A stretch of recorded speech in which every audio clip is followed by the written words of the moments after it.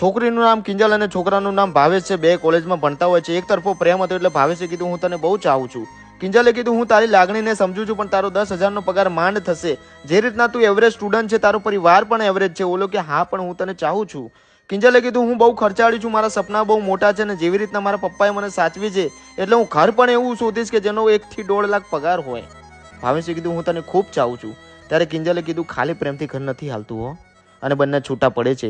વાતને 10 વર્ષ વીતી ગયા છે. કિંજલના લગ્ન થઈ ગયા છે. ભાવેશના કોઈ સમાચાર નથી. 10 વર્ષ પછી અમદાવાદના કોઈ મોટા મોલમાં કિંજલ અને તેનો ઘરવાળો શોપિંગ કરવા જાય છે.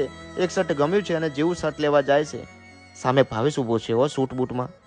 હે ભાવેશ, તું અહીં કેમ છે? બસ મજામાં. તું કેમ છે? હું પણ મજામાં. જો મેં લગ્ન કરી લીધા. 1.5 લાખનો પગાર છે મારા હસબન્ડનો. એ જીઆર છે કોઈ કંપનીમાં. યુનો તે 10 વર્ષ પહેલા મને પ્રપોઝ કર્યું હતું. મારા સપના બહુ મોટા હતા. શું તે લગ્ન કર્યા કે નહીં?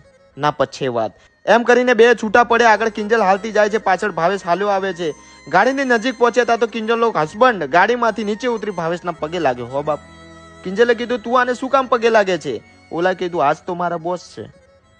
કિંજલની આંખમાં ઝરઝરી આવી ગઈ. હો બાપ. જાતા જાતા કિંજલ ભાવેશના નજીક જઈ એટલું જ બોલી કે ભાવેશ, તને હાથ જોડીને વિનંતી કરું છું, હું વિમલ ખાતી તે મારા હસબન્ડને નાખે તો પ્લીઝ. ઓલો સારું કહીને BMW માં નીકળી ગયો બોસ.